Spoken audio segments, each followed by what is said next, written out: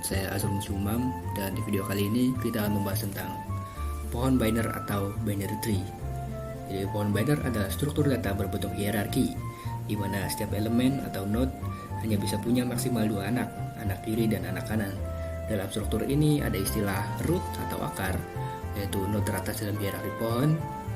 Kedua ada node internal, yaitu node yang memiliki setidaknya satu anak. Yang ketiga ada leaf atau daun, yaitu node yang tidak memiliki anak, dan subtree, yaitu bagian dari pohon yang membentuk pohon binary tersendiri. Selanjutnya ada jenis-jenis pohon binary. Terdapat beberapa jenis pohon binary. Ada 4 jenis. Jenis yang pertama ada pohon binary penuh atau full binary tree, yang setiap node punya 0 atau 2 anak. Yang kedua, perfect binary tree atau pohon binary sempurna. Semua node internal punya 2 anak dan semua daun berada di level yang sama. Yang ketiga ada pohon binary lengkap atau complete binary tree. Semua level terisi penuh kecuali level terakhir yang diisi dari kiri ke kanan. Yang terakhir ada pohon binary miring atau skewed binary tree. Pohon miring ke kiri atau ke kanan. Semua node punya hanya satu anak. Untuk pengaplikasian binary tree sendiri biasa digunakan dalam berbagai bidang seperti representasi ekspresi matematika dan sintaksis, Huffman coding untuk kompresi data, implementasi heap priority queue, struktur dasar untuk jenis pohon lainnya seperti BST, AVL, red black tree, dan parser dalam compiler dan interpreter bahasa pemrograman. Selanjutnya traversal atau penelusuran pohon. Traversal adalah cara kita menjelajahi node di dalam pohon. Ada 4 metode utama. Yang pertama ada pre-order traversal, yaitu kunjungi root, lalu subtree kiri, kemudian kanan. Pre-order traversal cocok untuk membuat salinan pohon dan menyusun notasi prefix. Yang kedua ada in-order traversal. Algoritma traversal dengan kunjungan left subtree, root, right subtree. Biasa digunakan untuk menghasilkan elemen-elemen dalam urutan terurut, sort order pada BST, evaluasi ekspresi infix dalam matematika, mendapat representasi string dari struktur pohon binary, validasi properti pohon binary pencarian. Untuk implementasinya seperti ini. Yang ketiga ada post order traversal dengan urutan kunjungan dari kiri ke kanan lalu root. Umumnya digunakan untuk menghapus pohon atau evaluasi postfix dan juga menjalani sistem dan implementasi algoritma bottom up seperti dynamic programming pada pohon. Untuk implementasinya seperti ini. Dan yang keempat ada level order traversal atau breadth first search atau BFS. Algoritma traversal yang mengunjungi semua node pada level yang sama sebelum pindah ke level berikutnya. Biasa digunakan untuk pencarian jalur terpendek dalam pohon, menghasilkan representasi visual pohon level demi level, menentukan lebar maksimum pohon, menghasilkan urutan node berdasarkan kedalaman. Untuk implementasinya seperti ini. Untuk operasi dasar pada pohon binary sendiri ada 3 operasi dasar. Yang pertama ada pencarian node, yaitu menggunakan DFS mencari nilai tertentu dalam pohon binary. Biasa digunakan untuk mencari nilai tertentu dalam struktur pohon binary dan lain-lain. Untuk implementasinya, teman-teman lihat di sini.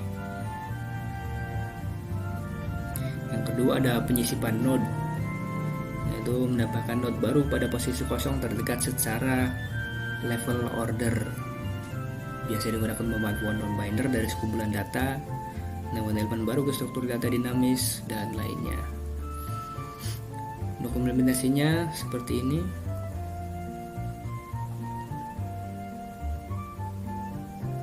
Dan yang ketiga ada penghapusan node, melibatkan penggantian node target dengan node terdalam, lalu menghapus node terdalam tersebut. Yang biasa digunakan untuk menghapus elemen dari struktur data pohon, mempertahankan pohon yang selalu komplit, pemangkasan pohon keputusan, dan rekonstruksi data dalam pohon. Dan implementasinya seperti ini.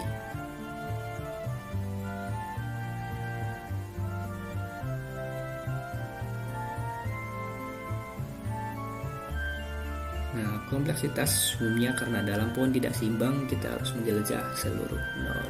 Selanjutnya ada binary search tree atau BST. BST adalah pohon binary dengan properti penting untuk setiap node. Semua nilai di subtree kirinya lebih kecil dari nilai node tersebut, dan semua nilai di subtree kanannya lebih besar dari nilai node tersebut. Properti ini memungkinkan pencarian binary yang efisien. Selanjutnya operasi pada BST. Yang pertama ada pencarian di BST. Algoritma untuk mencari nilai tertentu dalam BST dengan memanfaatkan properti pengurutan BST. Biasa digunakan untuk pencarian nilai dalam struktur data terurut, verifikasi keberadaan kunci dalam map atau set, dan lainnya. Untuk implementasinya seperti ini. Dan yang kedua ada penyisipan di BST. Algoritma untuk menambahkan nilai baru ke dalam BST sambil mempertahankan properti pengurutan BST. Biasa digunakan untuk membangun BST dari kumpulan data, menambah elemen baru ke dalam set atau map, dan seterusnya. Untuk implementasinya seperti ini. Dan ada penghapusan di BST. Algoritma untuk menghapus node dengan nilai tertentu dari BST sambil mempertahankan properti pengurutan BST. Biasa digunakan untuk menghapus elemen dari struktur data terurut, implementasi operasi remove pada set atau map, pemeliharaan indeks dalam basis data, mengimplementasikan garbage collection dalam beberapa sistem. Untuk implementasinya seperti ini.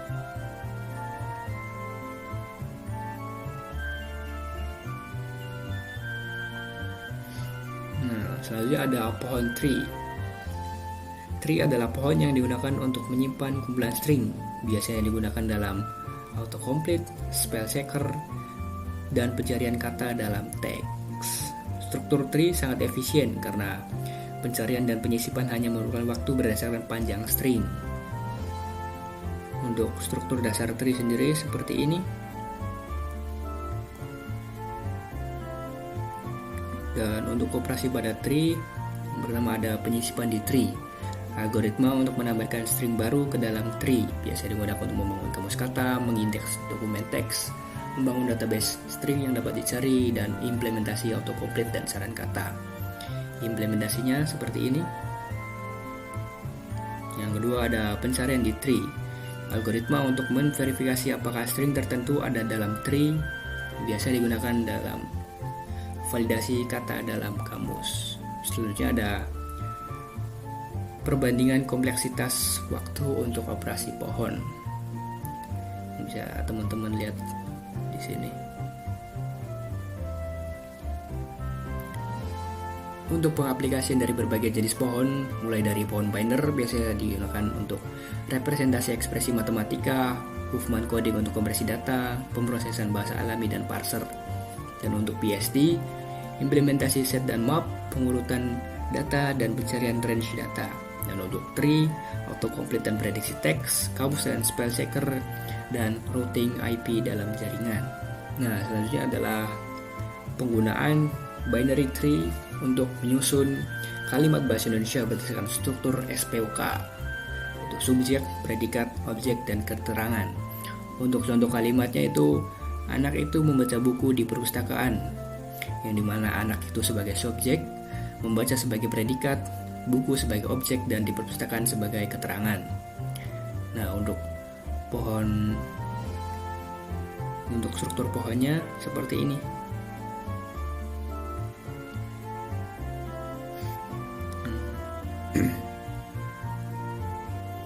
Nah, dengan implementasi Python, kita bisa menyusun pohon ini secara dinamis, melakukan pencarian, menambahkan keterangan baru, dan bahkan mengubah struktur alami. Yang kode implementasi dalam Python-nya seperti ini, yang bisa teman-teman lihat.